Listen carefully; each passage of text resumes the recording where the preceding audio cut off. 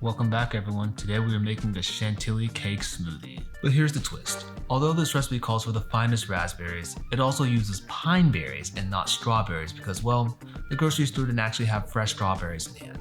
Little did I know is that the pine berries are actually better than strawberries because they help keep a more consistent color.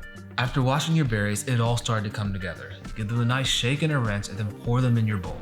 Now this is where the magic happens. If there's anything I want you to take away from this, it's that the magic ratio to a perfect creamy smoothie is 2-to-1 milk to cream. So basically, 2 parts milk and 1 part cream. Here I'm just using half a cup of milk and a 1/4 cup of cream. On that note, we do want to add a little bit more richness and a little bit more protein. So let's add half a cup of Greek yogurt, a teaspoon of vanilla extract, a tablespoon of maple syrup, and a beautiful slice of chantilly cake from Whole Foods.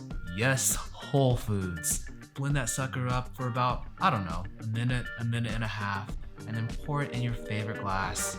And then let me tell you, cheers.